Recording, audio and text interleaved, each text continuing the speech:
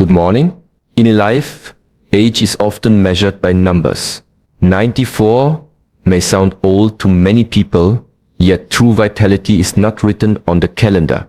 It is created in the choices we make each day. A strong body, a clear mind, and a peaceful heart are not given by use alone. They are cultivated through discipline, awareness, and daily practice. Today, I will share with you 5 morning habits that keep me healthier, even at 94, than many who are half my age. Remember, it is not the years in your life, but the life in your years that truly matters. When people hear the word habit, often they imagine something restrictive, something that steals away their freedom. But the truth is the opposite. Discipline, when chosen consciously, does not limit freedom. It creates it. To live long, to live strong, and to live in harmony with yourself and the world around you. You must cultivate patterns that support your body and your mind. This is why consistency in morning rituals is so powerful. It is not a matter of what you do only once, but what you repeat every day, even when no one is watching, even when there is no immediate reward. At the age of 94, I can tell you it is not luck that allows me to live alone and remain healthy. It is not some secret medicine or a hidden formula. It is the simple, repeated actions in the first hours of each day that become the roots of my energy. Think of a tree. The taller it grows, the deeper its roots must go into the earth, otherwise it will not withstand the storm. Your morning rituals are those roots.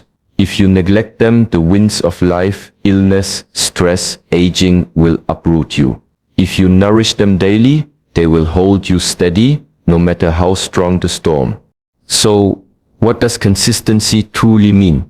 It means that the rituals are not dependent on your mood. Many people ask, what if I do not feel like practicing today? My answer is simple. If you only act when you feel like it, you will not go very far. Feelings are temporary, emotions are unstable, but rituals are steady. In the Shaolin tradition, we practice not because it is easy, not because it is always enjoyable, but because we understand that the repetition shapes the person we become. Every morning, the mind will resist. It will whisper, stay in bed, take it easy, skip just this one time. And yet, it is in the moment you overcome that voice that true strength is built. Consistency also teaches patience. In the beginning, the benefits are invisible. If you drink water first thing in the morning, stretch your body, or meditate for a few minutes, you may not notice much change today, tomorrow, or even next week. But keep going for months, for years, for decades, and suddenly you realize that your body recovers faster, your mind feels calmer, and your spirit is unshaken. It is like sharpening a blade. One stroke does not make it sharp, but thousands of strokes over time create a sword that can cut through anything. Another important aspect is that rituals anchor you in the present. The morning is a sacred time, a fresh beginning. If you start the day rushing, scrolling on your phone, or worrying about the future, you are already out of balance. But if you begin with awareness, with breath, with gentle movement, you set the tone for everything that follows. The rest of the day becomes a reflection of how you started it. That is why I protect my mornings carefully. They are not negotiable. They are the foundation of my independence, even at 94. Consistency is also about simplicity. People often complicate things. They chase after complex diets, expensive equipment, or the newest routines. But the truth is, your morning rituals do not need to be complicated. They need to be repeatable. A glass of water with gratitude, a few minutes of conscious breathing, gentle movements to wake up the joints and muscles, and a moment of stillness to observe your thoughts. These are enough. Do them every day, and they will serve you better than the most elaborate programs that you only keep for a week. Many people think health is about intensity, But I have learned it is not what you do intensely once in a while, it is what you do consistently for a lifetime. A single day of fasting does not heal you. 1 hour of exercise once a month does not strengthen you. Health is accumulated. Vitality is the sum of thousands of small actions, repeated with care, just as drops of water carve through stone. Your rituals carve strength into your body and peace into your mind. Consistency in morning practice also builds trust in yourself. When you keep your word to yourself each day, when you rise and follow through, no matter how small the action is, you send a message to your inner self, I can rely on me. And this trust is invaluable. It is the reason I do not fear living alone at 94. I know I can depend on my own actions. I know I will not abandon myself. Many people break promises to themselves again and again, and this weakens their spirit. Consistency repairs that trust. It shows you that you are reliable, that you can be counted on, not just by others, but most importantly by yourself. Now you might ask, how do I build this consistency? The answer is to start small. Do not try to create 10 new rituals at once. Begin with one action that you can do every morning, no matter what. Do it for a week, then 2 weeks, then a month. Let it become so natural that you no longer need to think about it. Only then add another. This is how you build a chain that cannot be broken. Too many people try to build a mountain in one day, and when they fail, they give up completely. Remember, the mountain is climbed step by step, not in one leap. Consistency is not glamorous. It will not impress others in the beginning, but over time, it will impress even yourself. People ask me how I have the energy, how I live alone without fear, how I can be healthier than people much younger than me. The answer is not extraordinary. It is not mystical. It is simply consistency in my morning rituals.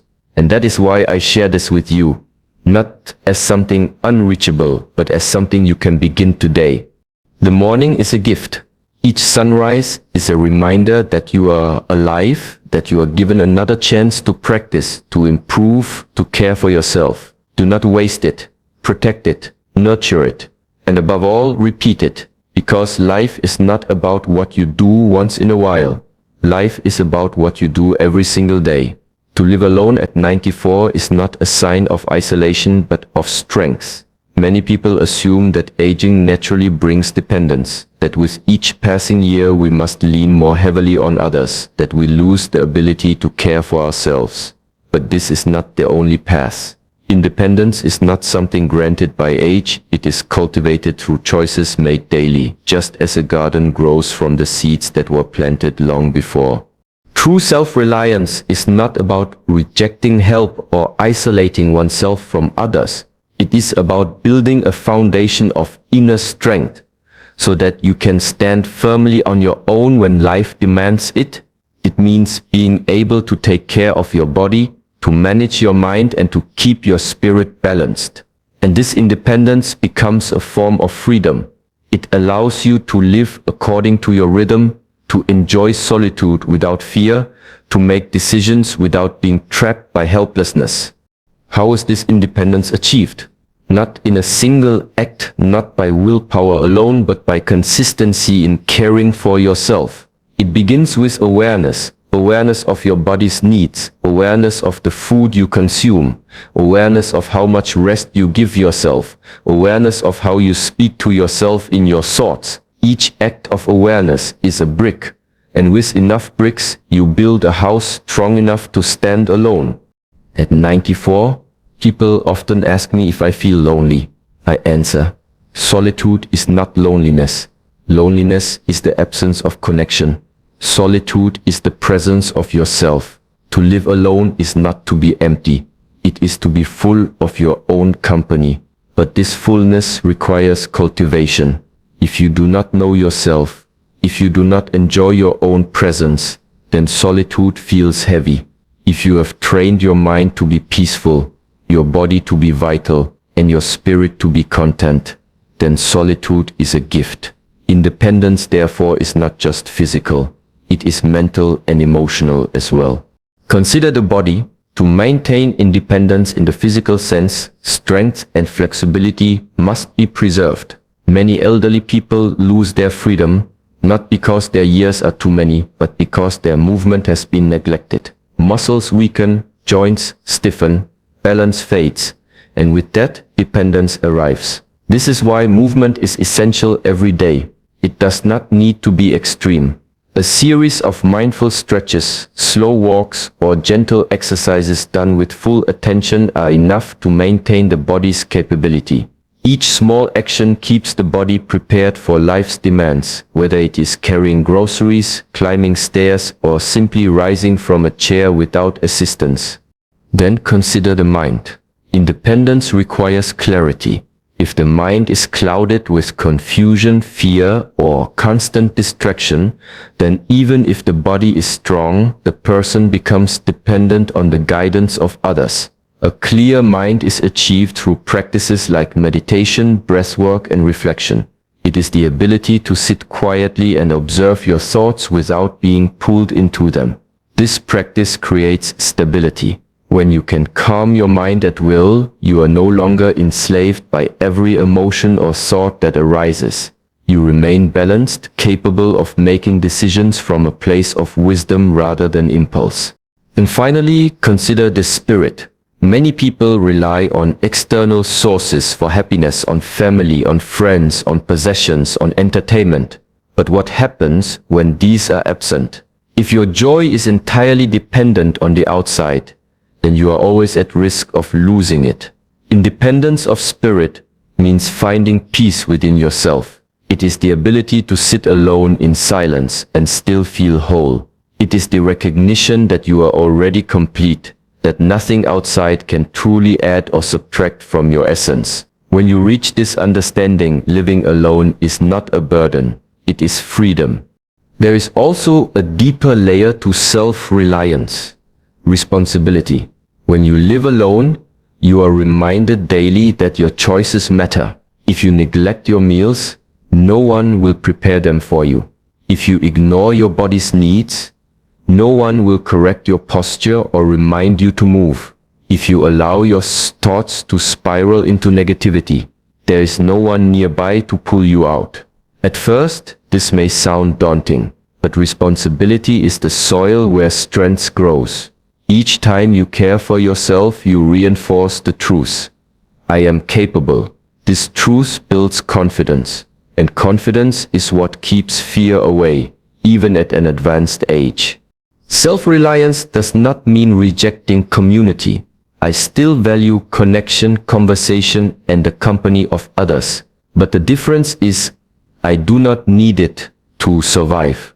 I enjoy it when it is present, but I do not collapse when it is absent.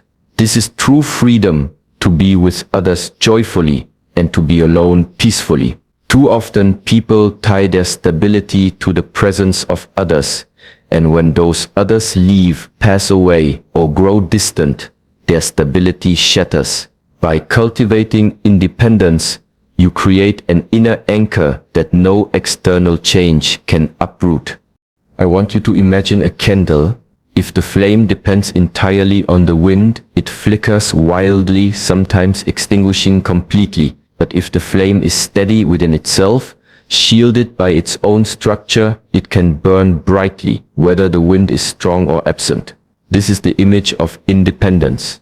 Your flame must not be at the mercy of others. It must be sustained by your own care, your own discipline, your own balance. The path to independence is not easy. It requires effort, especially in the beginning. It requires choosing action when the easier path is inaction. It requires saying no to the temptation of dependency when you know you can do it yourself. But with time, each act of self-reliance becomes strength, and this strength accumulates, until one day you realize you do not fear aging, you do not fear solitude, you do not fear being alone, because you know you have yourself. At 94, my independence is not an accident. It is the result of many small choices made consistently over decades. Every morning, every practice, every act of awareness was an investment. And now I live the return on that investment. Freedom, health, and peace of mind. This is what self-reliance gives you. Not just the ability to live alone, but the ability to live fully. When people speak of health, they often separate the body and the mind. They go to the doctor for the body, to the psychologist for the mind, and perhaps to a teacher or priest for the spirit. But in reality, these are not three separate entities. They are one flowing system, deeply interconnected. What the mind feels, the body reflects. What the body suffers, the mind absorbs. And when the spirit is unsettled, both body and mind are disturbed. At 94, I have seen many people focus only on one aspect of themselves while ignoring the others. Some trained their bodies strongly but neglected their thoughts. And so, despite physical strength, they suffered from anxiety, stress, or restlessness. Others sharpened their minds with knowledge but did not care for their bodies, and so their wisdom sat in a vessel that could not sustain it. Few understood that true vitality comes from harmony between the two, the mind guiding the body and the body supporting the mind. This is the essence of the mind-body connection. Let us begin with the influence of the mind on the body. Modern science confirms what ancient wisdom has always known. Thoughts and emotions shape our physical health. When the mind is burdened with anger, fear, or sorrow, the body produces tension. Shoulders tighten, breathing becomes shallow, the heart races. If this tension remains over weeks, months, or years, it becomes illness. High blood pressure, heart disease, weakened immunity. These are not just physical conditions, but reflections of an unsettled mind. In the Shaolin tradition we say, where the mind goes, the energy flows. If your mind is in turmoil, your energy will be in turmoil and your body will eventually follow. Now consider the reverse. The state of the body also influences the mind. When the body is weak, sluggish, or filled with toxins, the mind cannot remain clear. Try sitting in meditation after eating heavy, unhealthy food. You will find your thoughts clouded, your focus scattered. Try concentrating when your posture is slouched and your breathing is shallow. You will find it nearly impossible. A tired, unhealthy body drags the mind down, just as a strong and energized body lifts the mind up. This is why movement, posture, and breath are so central in daily practice. They are not only for the body's sake, but also for the clarity of the mind. The breath is perhaps the most direct bridge between mind and body.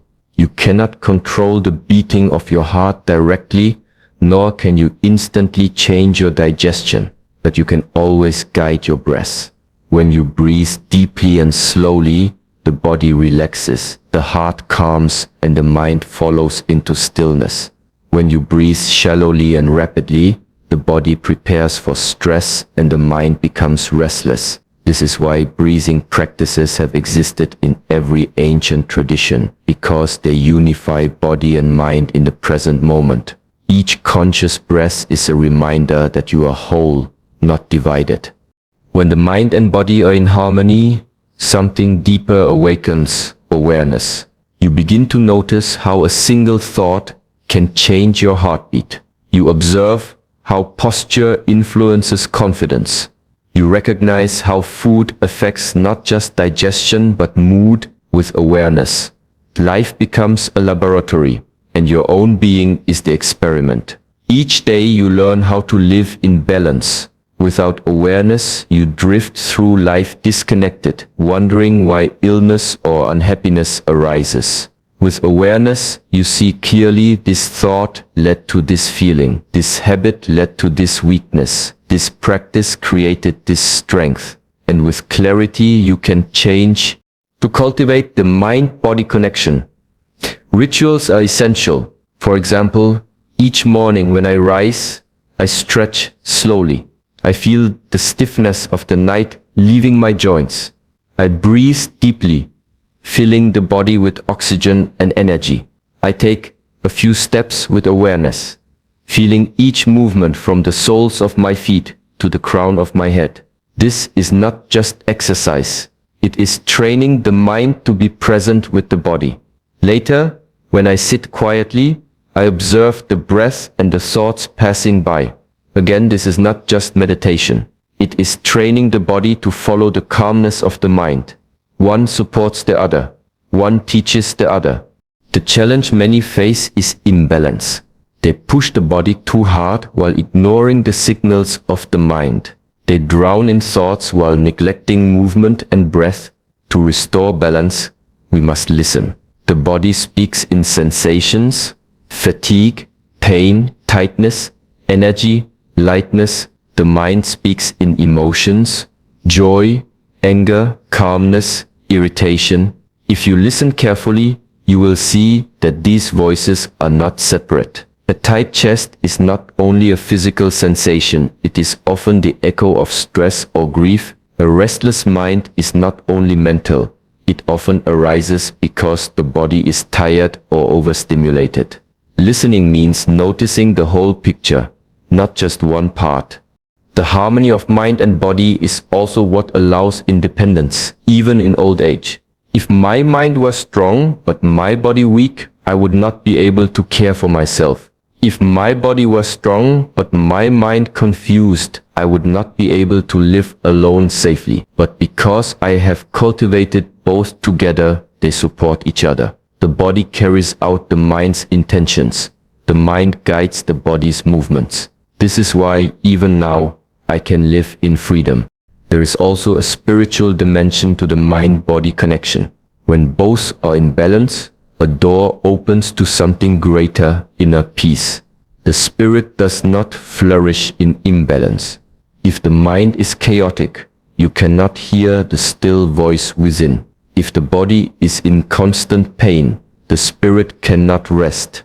But when both are nurtured, when breath flows freely, when thoughts are calm, the spirit shines naturally. You do not need to force it. It emerges like the sun breaking through the clouds. Think of a musical instrument. If the strings are too tight, they break. If they are too loose, they make no sound. Only when they are in balance do they produce music. The body and mind are the strings of your life. Too much tension, and you snap. Too much neglect, and you fall silent. But with balance, the music of your spirit can be heard. At 94, I am not immune to aging. The body has its limits, the mind its moments of forgetfulness, but the connection between them remains strong. And this is why health endures. I cannot stop the passage of time, but I can live in harmony with it. I cannot control every outcome, but I can control how I breathe, how I move, how I think, and in that control I find freedom. This is the lesson I share with you. Do not separate your mind and your body. Do not treat them as strangers. Train them to listen to each other, to support each other, because when they are united, life becomes lighter, clearer, and more complete. There is a saying, it is easier to prevent than to heal. Yet in modern life, many people live in the opposite way. They neglect their body, ignore their emotions, and mistreat their mind until something breaks. Then they run in search of medicine, treatment, or rescue. But by that time, the damage is already deep, and the healing is slow, sometimes impossible. At 94, the reason I am still independent, still walking with strength and clarity, is not because I found some magical cure. It is because, long before problems appeared, I practiced prevention every day. Think of your health as a garden. If you water it daily, remove weeds regularly, and give it sunlight, the plants grow strong and beautiful. But if you neglect it for months, then try to revive it in one day, you will see the futility. The soil will be dry, the plants will be weak, and the roots may already be dead. The body, the mind, the spirit, these are your inner garden. Prevention is the daily care you give it. Cure is the desperate attempt to repair it after long neglect. Which path do you think leads to harmony?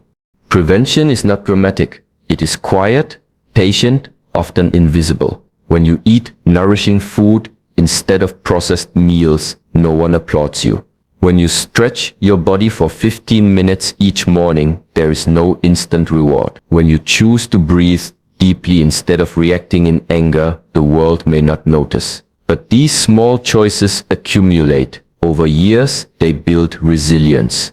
Over decades, they create a foundation so strong that even at 94, you can live with energy. The problem with cure is that it always comes after suffering has already begun. When the heart is diseased, then people finally ask, what should I eat? When the back is broken, then they remember posture. When the mind is heavy with depression, then they search for peace. But prevention is wisdom. It asks these questions before suffering arrives.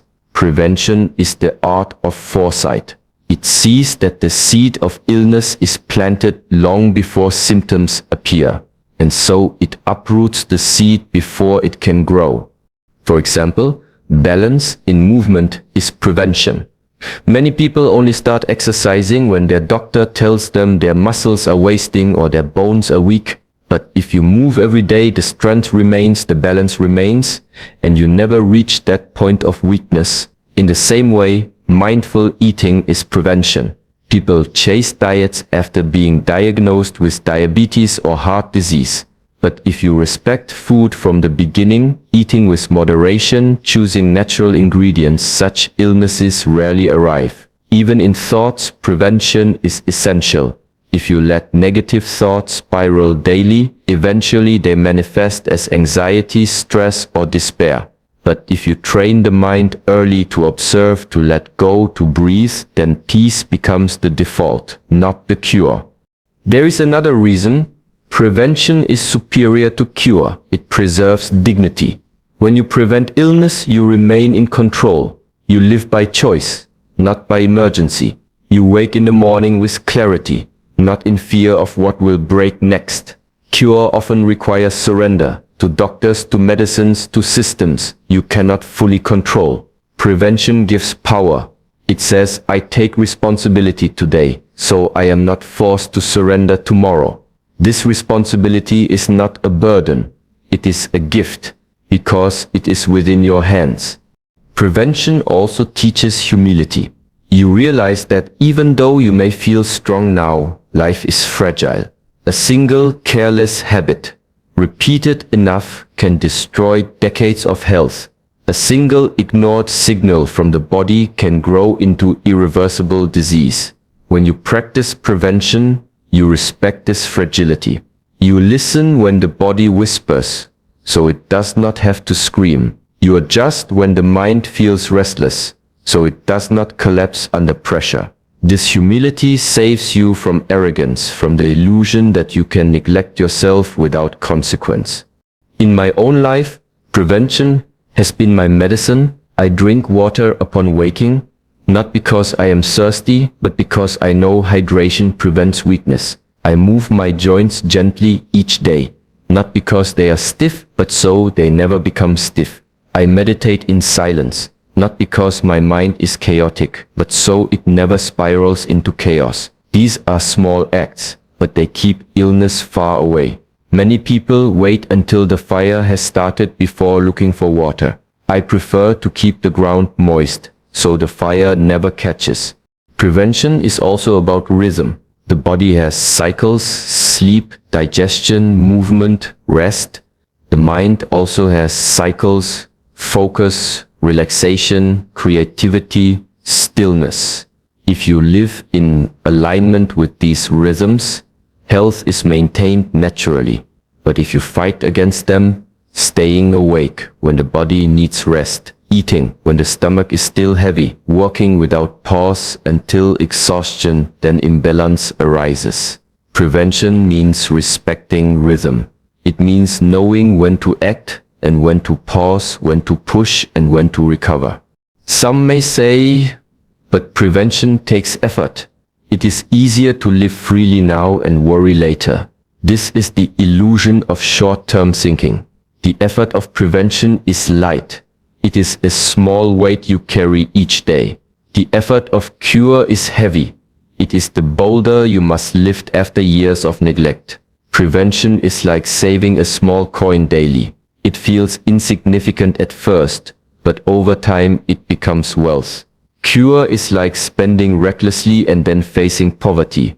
Which life would you choose?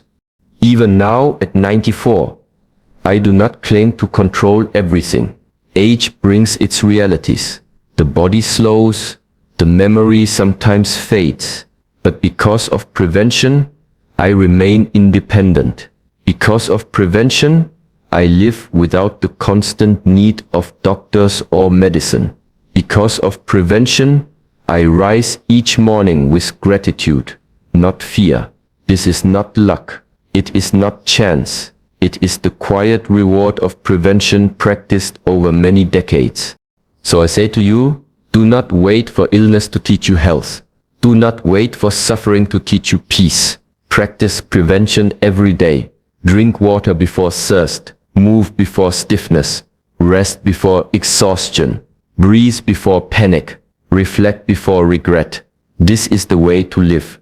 Not only long, but with dignity, with freedom, and with joy.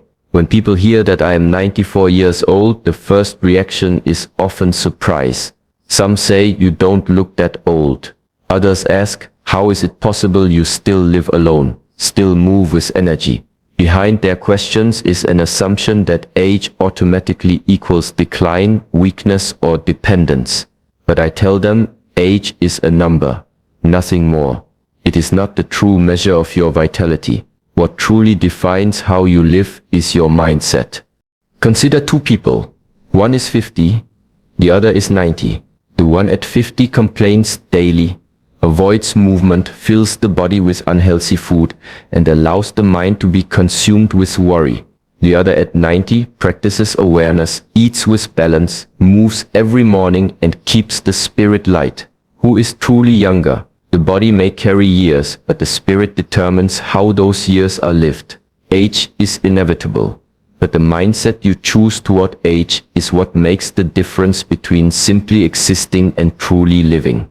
Many people begin to die long before their body does. The moment they believe, I am too old, they close doors in their own life. I am too old to learn. I am too old to try. I am too old to change. With such thoughts, their world becomes smaller, not because of their years, but because of their beliefs. Yet others, even at an advanced age, continue to learn, to grow, to challenge themselves. They live with curiosity and gratitude. These people prove that youth is not found in the skin, but in the heart and mind. When you believe that age limits you, you become a prisoner of numbers. When you see age as a teacher, you become free. Each year brings lessons, not chains. Each wrinkle carries wisdom, not loss. Each gray hair is proof of survival, not weakness. I have learned to see my age as a gift. To have lived 94 years means I have had 94 chances to grow, to practice, to refine myself. How could I call that a burden? Of course, the body changes with time. This is natural. But the way you respond to these changes is what matters. If the body is slower, then move with awareness. If memory is softer, then focus more on presence. If energy is lighter, then use it wisely instead of wasting it. Age teaches efficiency, to place attention where it matters, to let go of what is unnecessary. In this way, aging is not a decline but an evolution. Mindset also shapes how you handle challenges. At 94, it is easy to say, I am too old to bother, but instead, I see every challenge as training. When I rise in the morning, sometimes the body feels heavy, but I think this is today's practice. When I forget something, I do not despair. I remind myself, this is an opportunity to strengthen focus. Each challenge becomes a lesson, not a punishment. This attitude keeps the spirit alive. Without it, age becomes a weight too heavy to carry. Youthfulness of mind. is cultivated through curiosity. Even now, I read, I observe, I ask questions.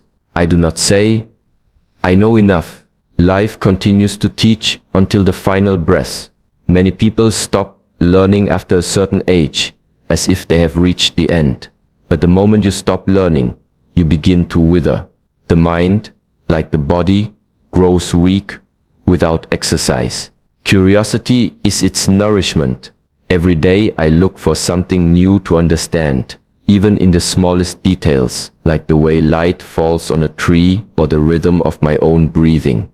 This keeps the inner flame alive. Another aspect of mindset is gratitude. At this stage of life, it would be easy to focus on what I have lost, the speed of youth, the sharpness of memory, the friends who are no longer here. But I choose instead to focus on what I still have. I can move, I can breathe, I can think, I can watch the sunrise. Gratitude turns every day into a gift. And when you live with gratitude, you do not feel old, you feel rich. Mindset also influences how you relate to others. If you carry bitterness, comparing yourself constantly to the younger generation, you create suffering. You see only what you cannot do, instead of celebrating what you can. But if you carry humility, you see the youth not as competition but as continuation. They walk the path after you, just as you walk the path after those before you. This perspective brings peace. Age is not a wall that separates generations. It is a bridge. I often reflect on the seasons of nature. Spring is youth, full of energy and growth. Summer is maturity, full of strength and expansion. Autumn is age, full of wisdom and harvest.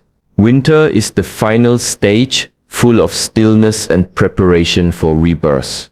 Each season has its beauty. No one says, autumn is worse than spring. We accept the changing leaves, the cooling air, the golden colors. Why then should we fear the autumn of our lives? Age, like autumn, is not the end. It is transformation. At 94, I feel no desire to chase youth. I do not need to pretend to be 20 or 40. Instead, I embrace the age I am, but I live it with a youthful spirit.